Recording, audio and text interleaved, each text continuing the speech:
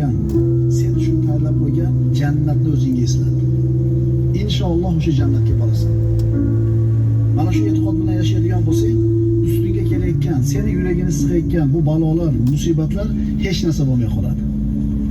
Aqlli insonlar o'zlarini oxirat uchun ishlashadi. Chunki oxirat bu dunyodan ham yaxshiroq, ham boqiroq. Ahmoq odamlar bo'lsa mana shu dunyoni o'zinigina o'zlariga qarorgoh deb bilishadi. Shu dunyo hayotini, huzur halovatini orzularining cho'qqisi deb biladi. Alloh taolo aytadi: "Bal tu'thirunal hayatad dunya val oxiratu xoyrun va abqa." Yo'q, sizlar dunyoni ustun ko'rasizlar. Vaholanki oxirat ham yaxshiroq, ham boqiroq. Biroda dunyodan zerikkan bo'lsang, muammolardan to'ygan bo'lsang, ko'ngling sovib ketayotgan bo'lsa hayotdan, seni oxiratda kutib turgan jannatni eslat. Shunda bu musibatlarning hech narsa bo'lmay qoladi. Musibatga eng besabr odamlar kimlar bo'ladi? Ayni oxiratda unutganlar, oxiratdan umidi bo'lmaganlar. Chunki mana shu dunyoni ichida dunyo deb o'ylashadi. Ularning ko'ziga faqatgina shu dunyo hayoti ko'rinadi. Undan boshqa narsani tasavvur qilish olmaydi. Undan boshqa dunyo haqida fikr qilmaydi. Ular shu dunyoni o'zida huzur halovatni xohlaydi. Alloh azza va jalla yaratgan narsalar, mana siz bilan shu dunyoyimizda har bitta yaratgan narsani ziynati bor va shu narsaning orqasida maqsad bor. Har bitta yaratilgan narsani ziynati bor va maqsadi bor. O'simliklar, ularning ziynati bargi va guli. Lekin maqsadi nima? Maqsadi nima? Doni va mevalari. Kiyimlar.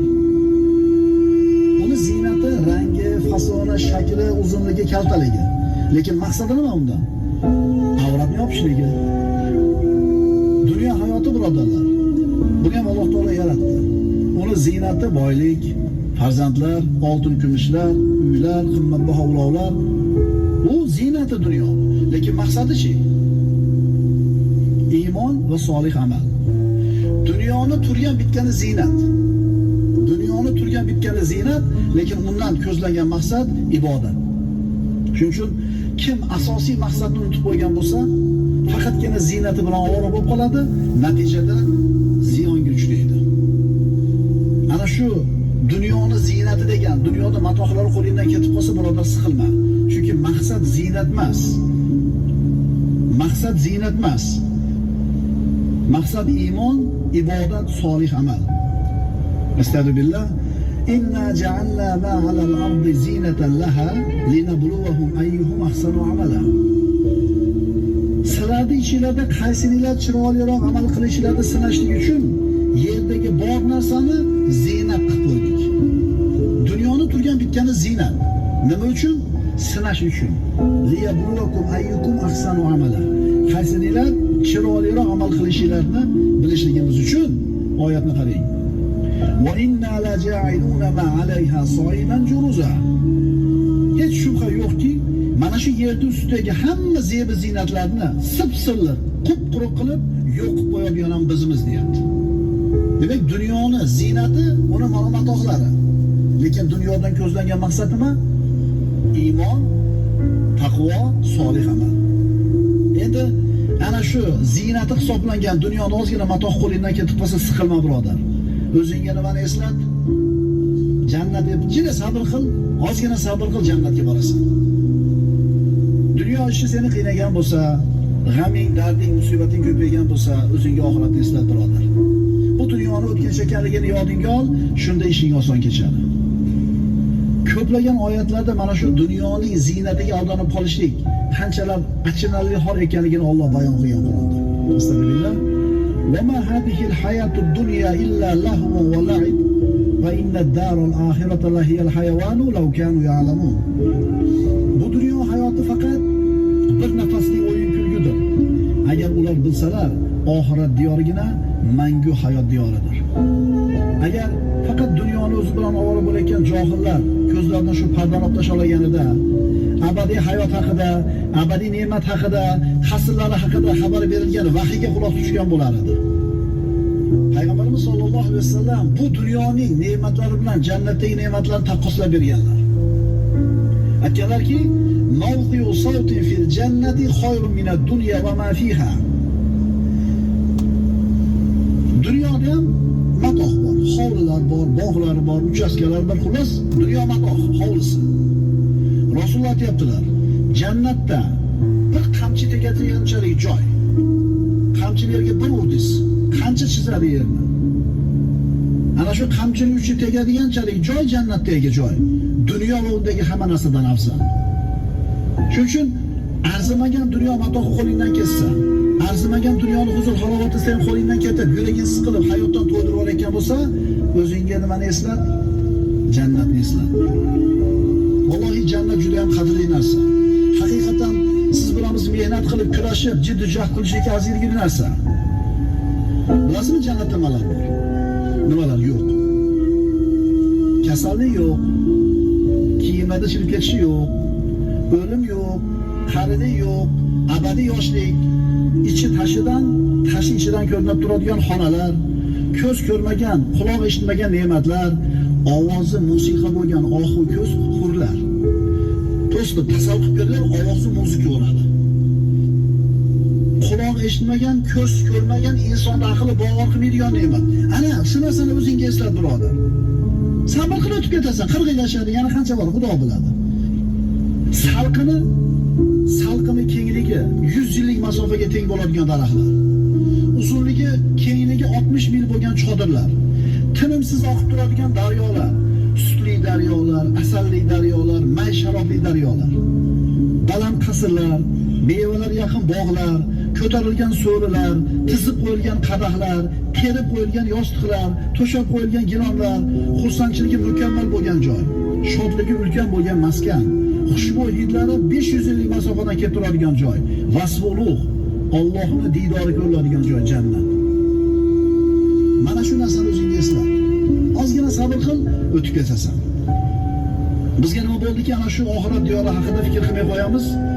Bizga nima bo'ldiki, shu dunyoda arzimagan matohi bizni ko'nglimizni cho'chtirib tashlaydi. Birodar, hayotdan zerikkan bo'lsang, g'amlar to'yg'izgan bo'lsa, joningdan to'yib ketib doddaga kelayotgan bo'lsa, o'zingga jannatni eslat. Endi Alloh taoloning huzuridagi ne'matlar. Birodarlar, u ne'matlarning sanog'i yo'q, miqdorida chegarasi yo'q. Abadiy yoshlik, abadiy sog'lik, abadiy qasrlar, bog'lar nihoyasi yo'q. Rosa puling ko'paydi, 60 ga kirganingda, 50 ga kirganingda. Hamma yo'qing bor, o'sha qarisan o'sha sen. Pakirishgani yangisini qo'yganing bilan qo'lsa o'tirgan, hadavoy to'kilgan, faralar xira, yog'iyapti korobka, stuk bor motorda, to'rtta pakirishgani yangi qo'yganing bilan o'zing tugading-ku. Unga yo yetasan yo yetmaysan. Lekin sen oxiratda o'ylaginda abadiy yosh bo'lasan. Erkaklar 33 yoshda bo'ladi erkaklar. Ayollar 18 yoshda bo'ladi. Hech kim qaramaydi. Uyga ketish kerak degan g'am yo'q. O'tirgan joying sening vataning, o'tirgan joying maskaning. Ko'p yeb qo'yibman, qonnim olib ketdim oshpabga. Suvni ko'p ichib qo'yibman, uxlamadim, kelsa unaqa gap yo'q, birodarlar. Shuning uchun dunyodan zerikib, hayot seni siqib to'lg'izgan bo'lsa, o'zingga shu jannatni eslatgin. Aqlingni ishlat ko'r, birodar. Fikr qil. Qaysi hovli uchun ishlashlik to'g'ri bo'ladi? Qaysi hovlini g'amini qilishlik to'g'ri bo'ladi? O'zingga jannatni eslat. Hayotdagi musibatlar seni uchun yengil bo'lib qoladi. Modomiki sabr bilan, iymon bilan, qanoat bilan yashar ekansan, jannat seniki bo'lar ekan. Modomiki shunday ekan, bu musibatlar nima degan narsa? Payg'ambarimiz sollallohu alayhi vasallam aytadilar, jannatga jannatiylar kirganda nido qiluvchi nido qiladi. Ey jannat ahli, sizlar bu yerda yashaysizlar, hech qachon bu yerdan chiqmaysizlar. Abadiy tirik bo'lasizlar, hech qachon o'lmaysizlar. Doim sog'lom bo'lasizlar, hech qachon kasal bo'lmaysizlar. Doim yosh bo'lasizlar, hech qachon qarimaysizlar. Ne'matlarda doimiy bo'lasizlar, hech qachon baxtsiz bo'lmaysizlar. Ketgin kelib ketdimi? Endi savol. Kirammikinman jannatga? Ha, bu xavotir yaxshi xavotir. Chunki bu qo'rquv bo'lishligi kerak. Mo'min odam Allohning rahmatidan umid, azobidan qo'rquv degan ikkita qanotning o'rtasida turadi, lekin o'tadi ketadi. Jannatga kirammikinman? Men ham o'tarmikinman? Amallarim kifoya qilarmikin? Bu qo'rquv qo'rqishlik bu tabiiy hol. Bu umid, qo'rquv bo'lishligi kerak. Nabiy sallallohu alayhi vasallam bir yosh yigitni o'lim arafasida kasal bo'layotganini kirib ko'rdilar. Ahvoling qanday bo'lyapti? Kayfa tajidu deganida ya Rasululloh, Allohning azobidan qo'rqyapman, lekin rahmatidan umid ham qilyapman dedi. Payg'ambarimiz aytdilar, kimning dunyodan chiqib ketayotgan holatida Allohning azobidan qo'rqishi va rahmatidan umid qilishi bor bo'ladigan bo'lsa, shunga narsa jamlansa, Alloh qo'rqqanidan panoh berib, umid qilgan narsasiga yetkazadi. Kelasan inshaalloh bo'ladi. Dunyoda iymon bilan o'tgin. Qo'lingdan kelgan solih amallarni qilgin. Kalima bilan chiqargin, inshaalloh jannatga kirasan. Ana shu jannatga kirishingni o'zingga eslatgin. Dunyo mushkulalari, muammolari seni siqib o'ldirmaydi. Alloh Robbil alamin mehmonxonasiga jannatga kirar ekansan, bu mashaqqatlar unutilib ketadi. Kambag'allikdan, kamchilikdan, tinkas qurigan, musibatlarga uchrab ezilib ketgan banda o'zingga shu jannatni eslatgan. Dunyo hayoti bilan oxirat hayoti. Dunyoda eng huzur halovatni cho'qqisida yashagan, bironta mashaqqatli kun ko'rmagan odamni, kofir odamni 1000 yil yashagan deydi. Qiyomatga borganda jahannamga hukm bo'ldi, kofir edi. 1000 yil yashagan huzur halovati cho'qqisida. Boyaga odamni jahannamga bir marta solib chiqardilar deyiladi hadislarda. Kuygan ko'mirdek qop-qora bo'lib chiqadi. Ko'mirdek qop-qora bo'lib chiqadi. Banda, yaxshi kun ko'rganmisan deydi.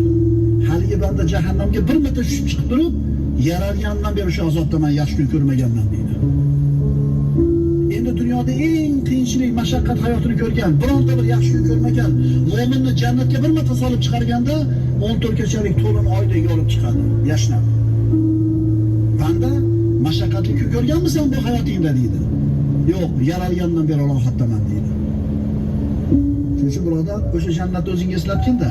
Bu seni qiynayotgan muammolar, mushkulalar nima emas? Hech narsa emas.